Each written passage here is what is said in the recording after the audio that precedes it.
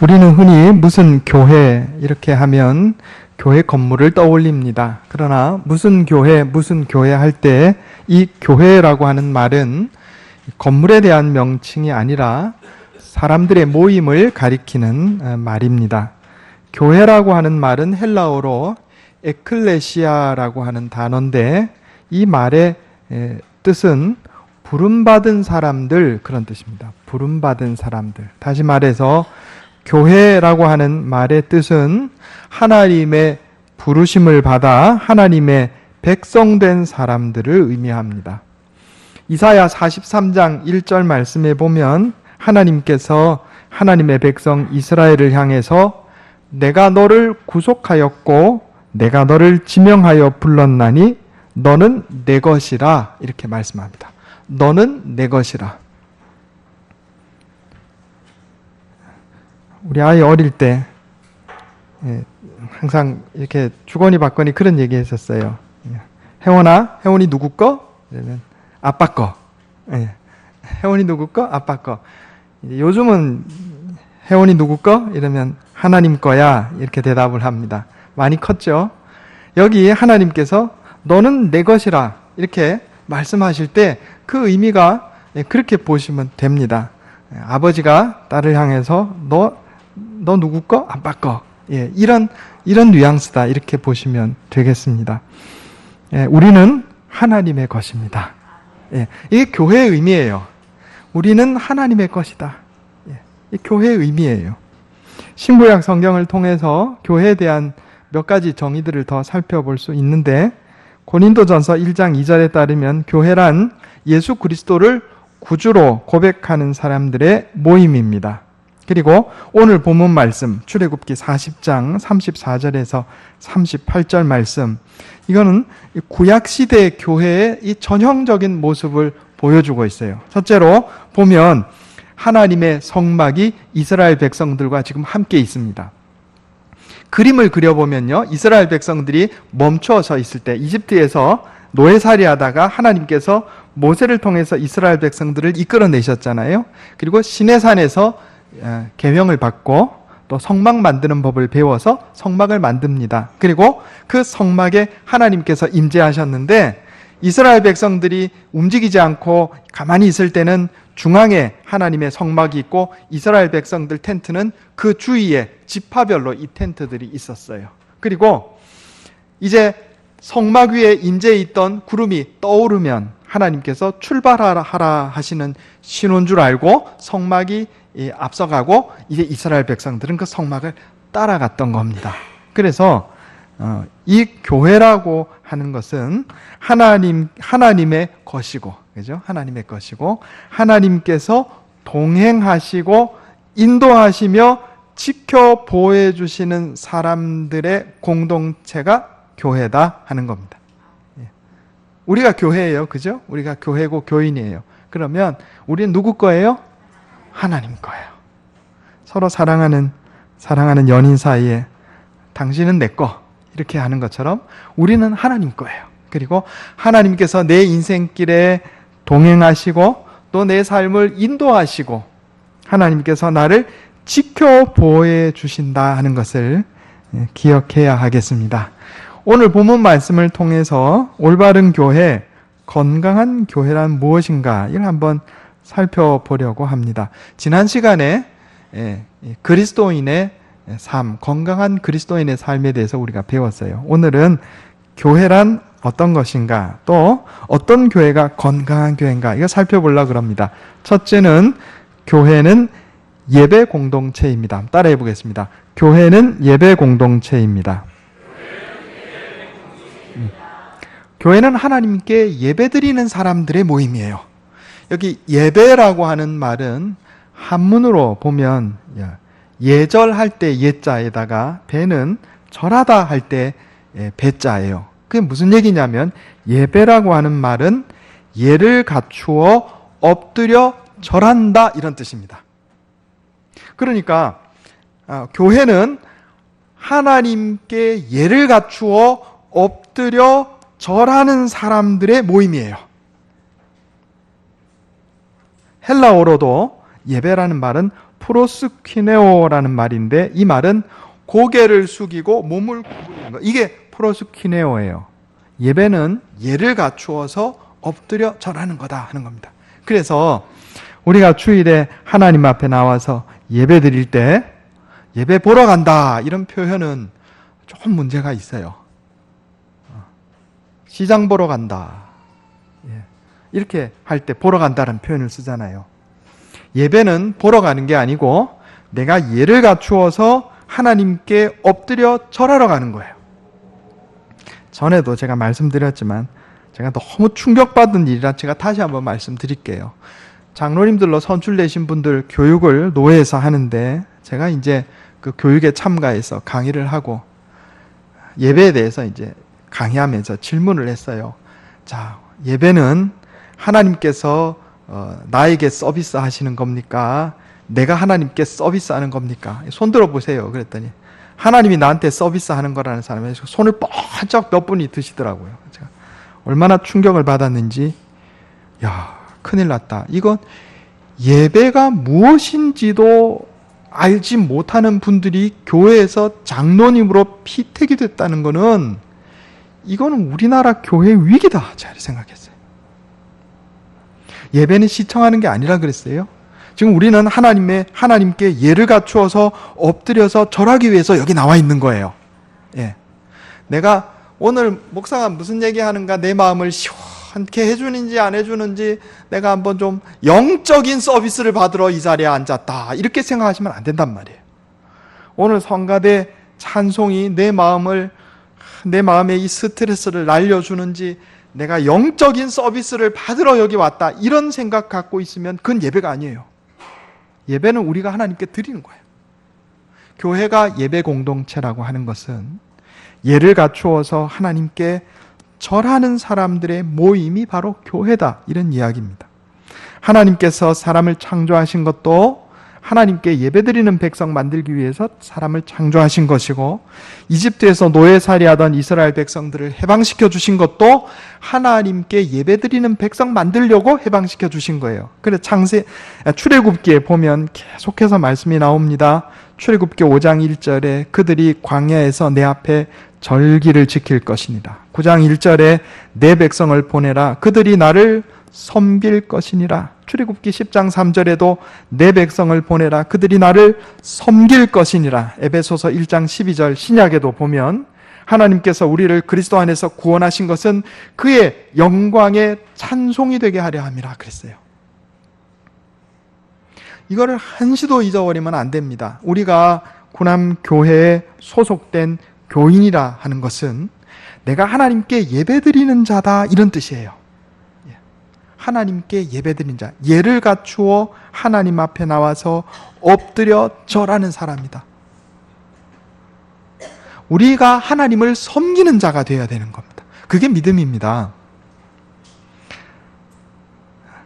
전에 텔레비전 어느 프로그램에서 미국인 참전용사를 한국에 초청한 적이 있습니다. 그런데 이분이 그냥 온 게 아니고 조그만 사진을 하나 가지고 왔어요. 사진이 뭔가 봤더니 본인이 한국에 와서 전쟁에 참여할 때 부대에 와서 도와주던, 자기를 도와주고 또 서로 우정을 나누던 고아 소년을 찾겠다고 사진을 가지고 왔어요. 그래서 이름을 알고 있었기 때문에 그 이름 가지고 수소문을 해서 사람을 찾았습니다. 이제 노인이 다 됐어요. 그래서 이 참전 용사가 당신 나 기억하냐고, 그때 우리가 부대에서 이런저런 일을 하고 또 이런저런 우정을 나누지 않았냐고 이렇게 말을 하는데 이 노인이 된 소년이 못 알아봐요.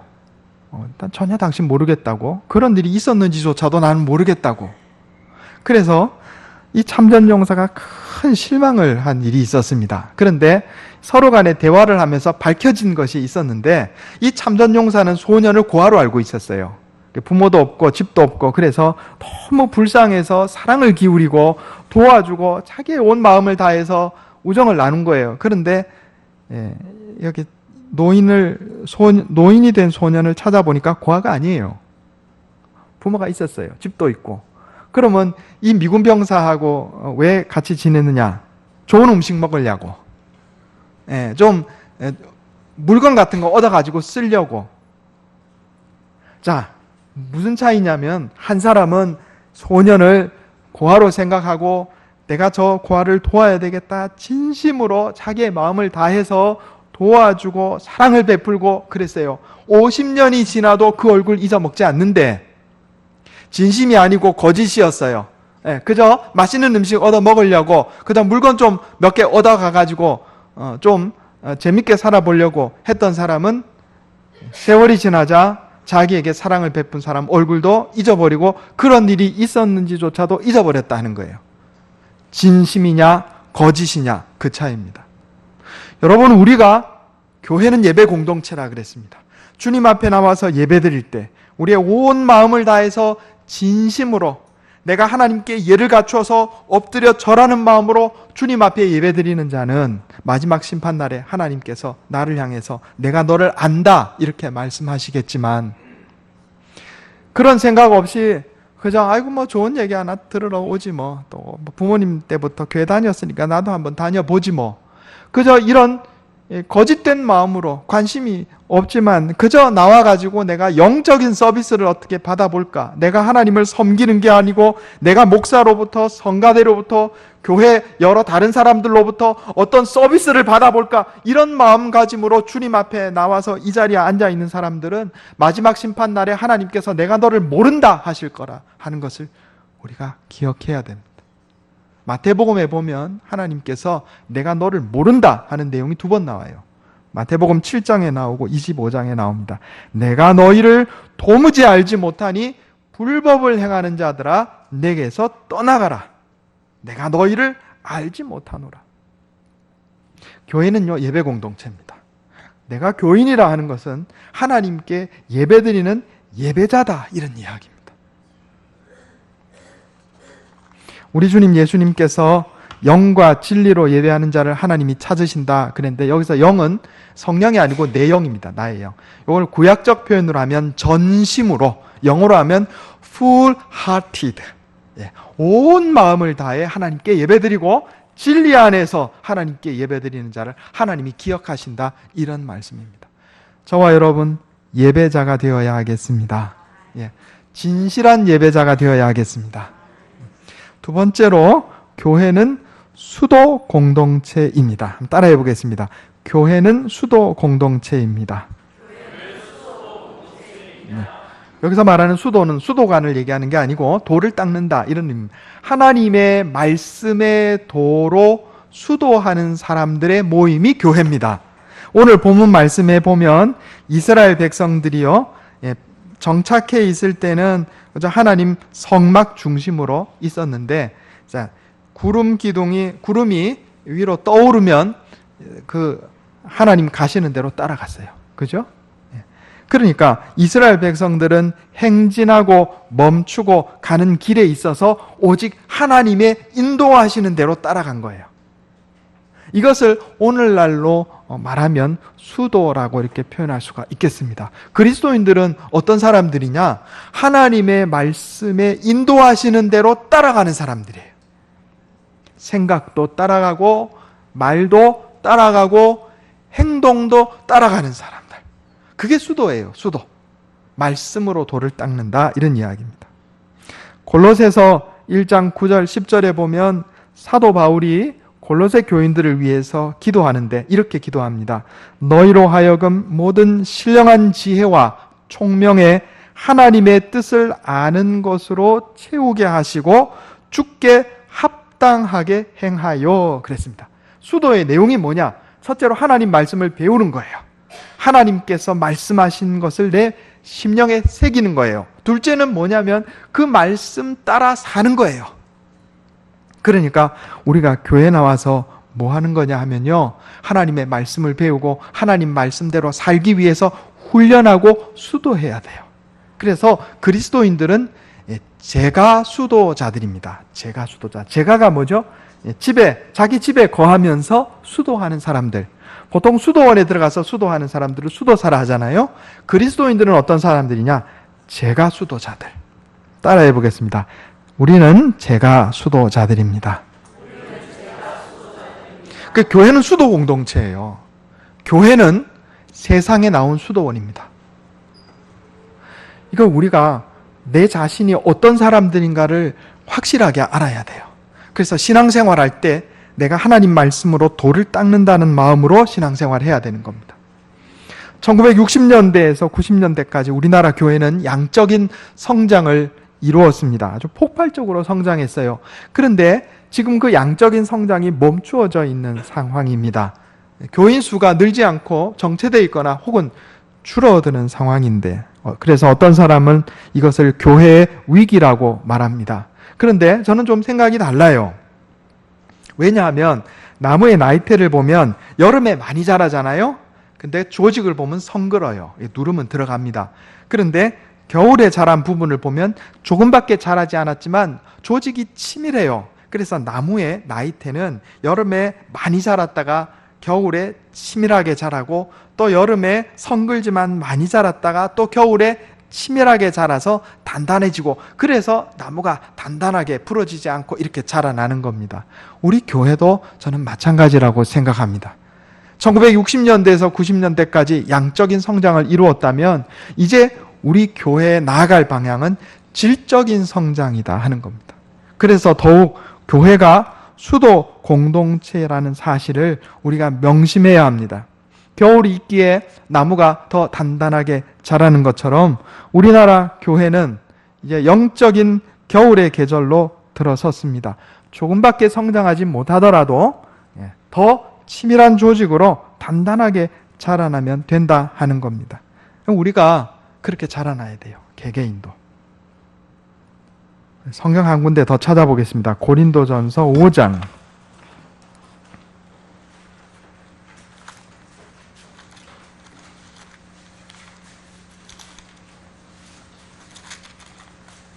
고린도전서 5장 9절에서 13절. 이 교회 공동체가 무엇인가? 수도 공동체다 하는 사실이 잘 나타나 있습니다. 267페이지입니다. 고린도전서 5장 9절에서 13절. 제가 한번 읽어보겠습니다. 눈으로 따라 읽어주시기 바랍니다.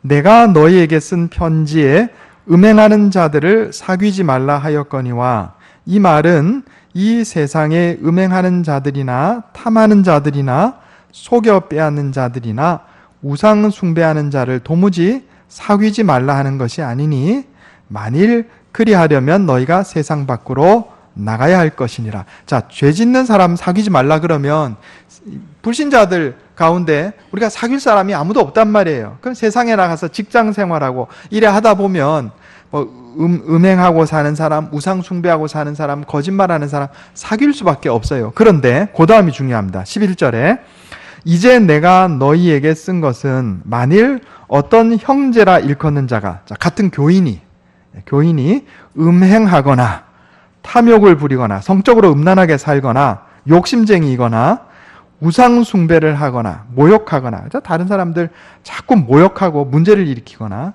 술 취하거나 속여 빼앗거든 사귀지도 말고 그런 자와는 함께 먹지도 말라 함이라.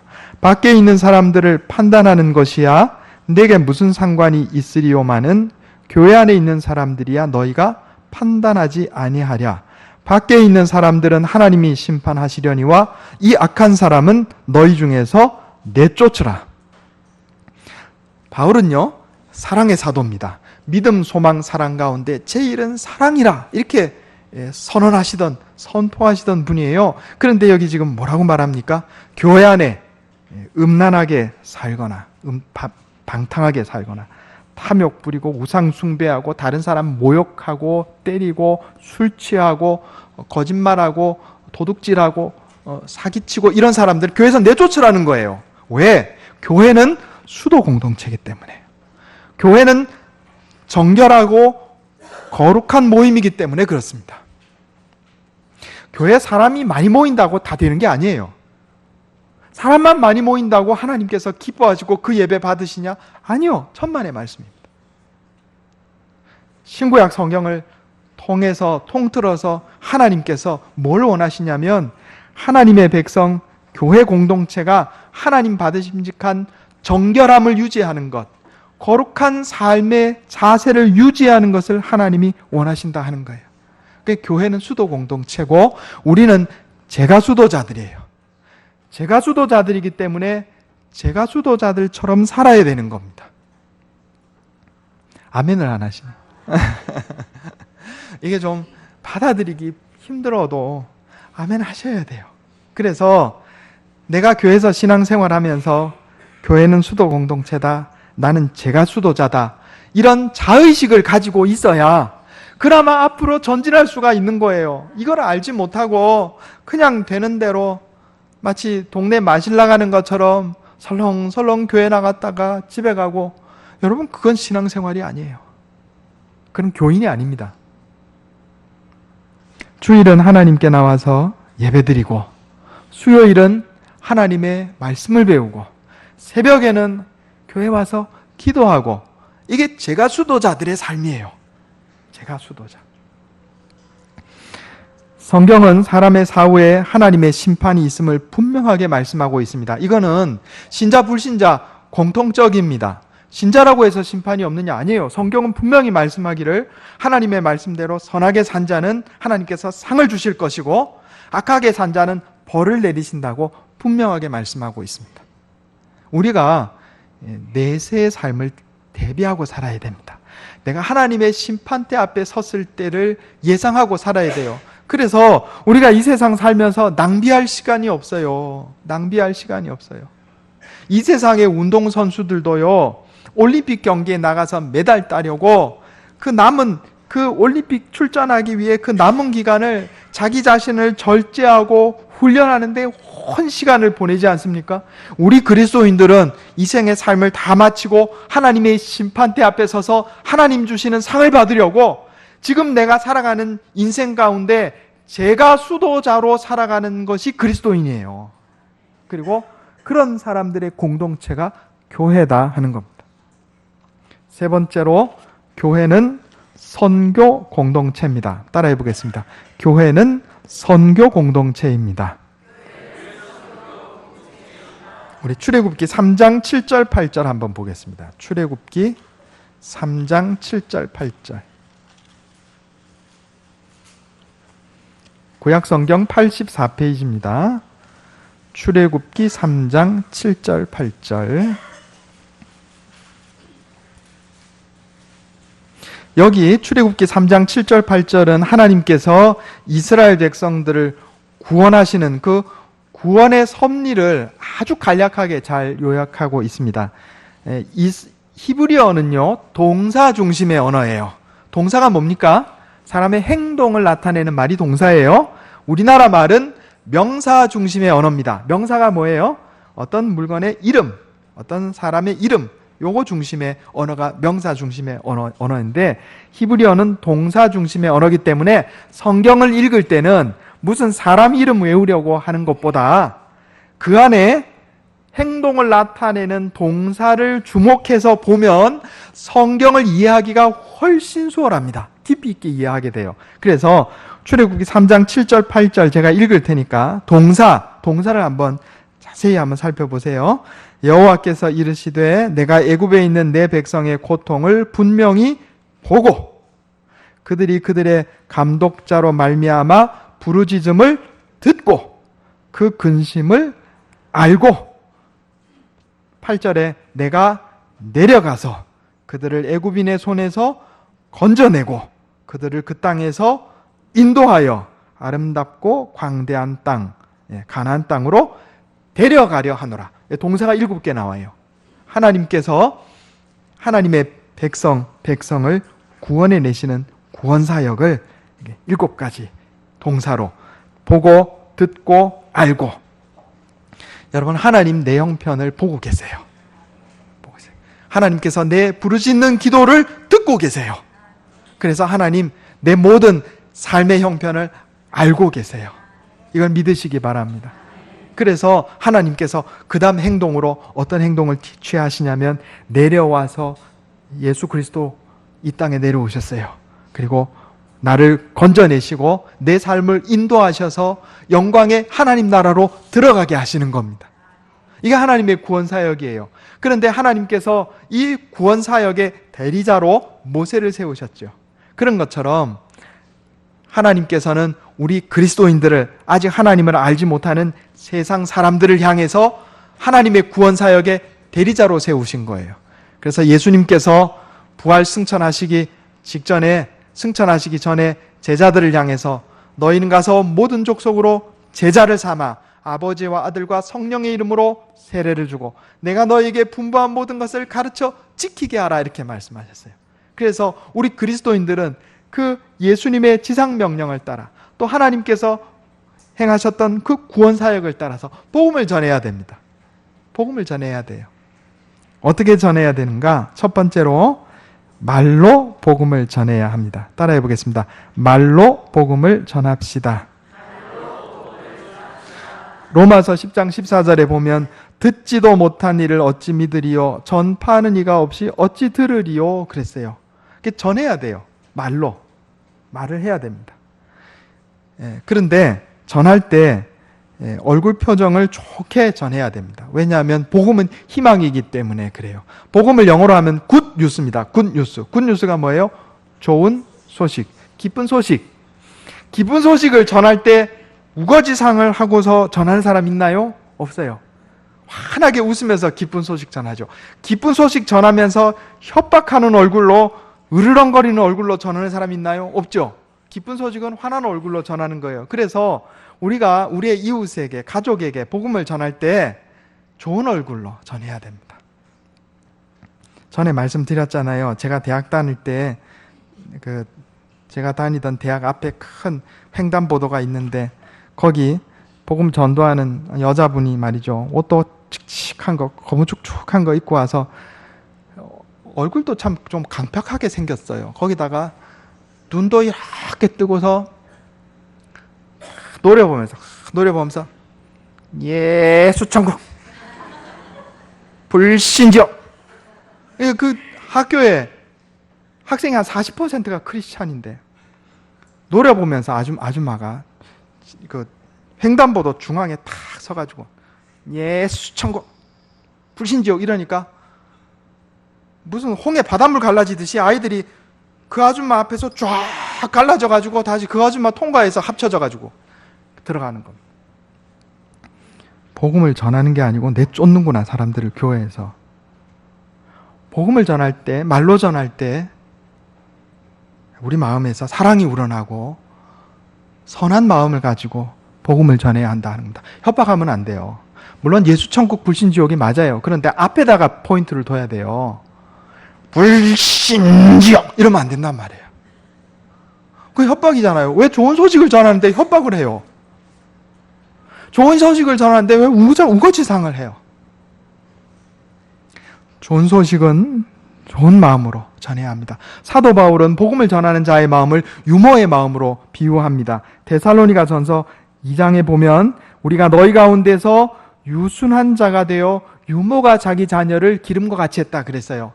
고대 로마 시대의 귀족들은요, 자기 자식을 자기가 안 키우고 유모를 데려와서 유모가 키웠어요. 젖도 유모가 주고. 그러니까 어린아이들이 법적으로 부모가 있지만 유모하고 더 가까웠고 거기에서 사랑을 느꼈단 말이에요. 그래서 복음 전도자를 유모에 비유해요. 유모에. 그만큼 우리가 복음을 전하고 말로 전할 때 사랑을 표현해야 한다 하는 얘기입니다. 두 번째로 그리스도의 향기를 바라야 합니다. 따라해 보겠습니다. 그리스도의 향기를 바랍시다.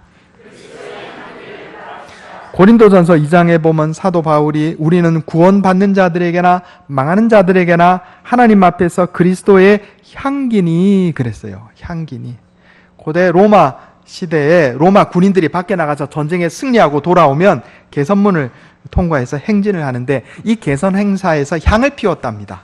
그래서 승리의 향 하면은 다 알았어요. 그때 그게 무슨 소리인지. 그런 것처럼 우리가 이 세상에서 살아갈 때 우리 그리스도인들에서 인격적인 향기가 나야 한다, 이런 얘기입니다. 인격의 향기.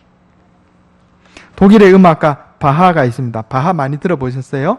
작곡이 끝나면 오선지 밑에다가 항상 우리 주 예수 그리스도의 이름으로 이렇게 기록을 했다 그럽니다. 우리 주 예수 그리스도의 이름으로.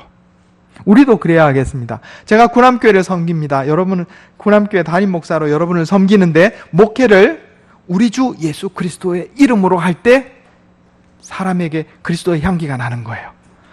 여러분 직장 생활할 때 그냥 하는 게 아니고 우리 주 예수 그리스도의 이름으로 내가 예수 그리스도의 대리자로서 하나님의 복음 증거의 대리자로서 내가 직장 생활할 때 나에게서 그리스도의 향기가 나는 거예요.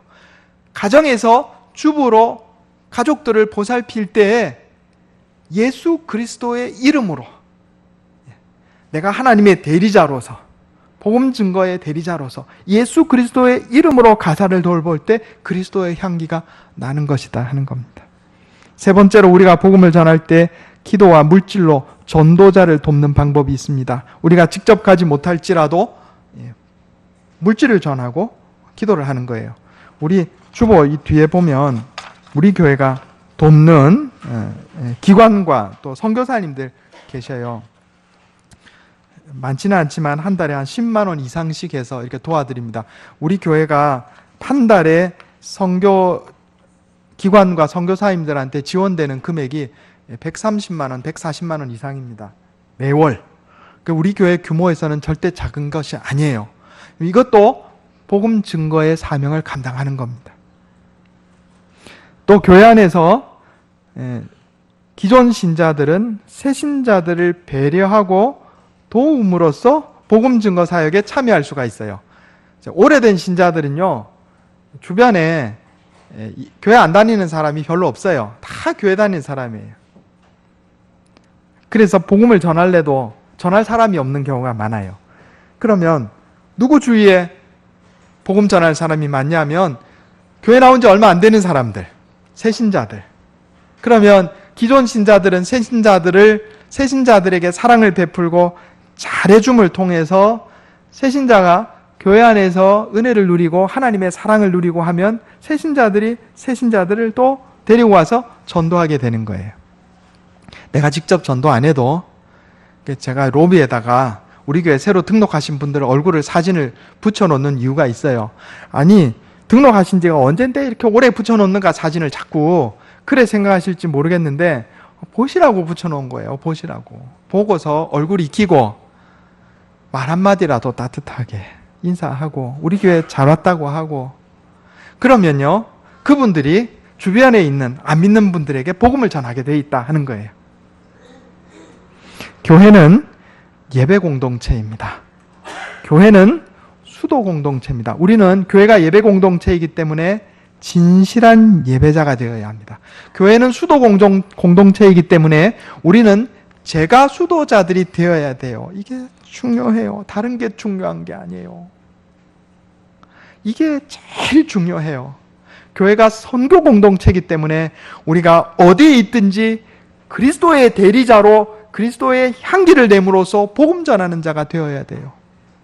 그 이외의 것들은요, 부수적인 거예요. 핵심적인 것을 놓치고 부수적인 것 붙들면 하나님 앞에 가서 책망받는다 하는 겁니다. 저와 여러분이 진실한 예배자로, 제가 수도자로, 복음 전도자로 바로 서서 하나님께 영광 돌리고 하나님 나라에서 상 받는 자 다 되시기를 예수님의 이름으로 축원합니다. 기도하겠습니다. 하나님 아버지 감사합니다. 교회가 예배 공동체임을 깨닫게 해주셔서 감사합니다. 우리가 진실한 예배자가 되게 해주시옵소서. 하나님 교회는 수도 공동체임을 깨닫게 해주시니 감사합니다. 우리가 하나님의 말씀으로 수도하는 제가 수도자들 다 되게 해 주시옵소서. 교회는 성교 공동체임을 깨우쳐 주시니 감사합니다. 말로 또 그리스도의 향기를 내므로 기도와 물질로 복음을 전하는 사역에 동참하는 우리가 다 되게 해 주시옵소서. 이것이 내 힘과 능력으로 되지 않음을 고백합니다. 날마다 말씀으로 나를 깨우쳐 주시고 성령으로 인도하여 주시옵소서. 우리 주 예수님의 이름으로 간절히 기도하옵나이다. 아멘.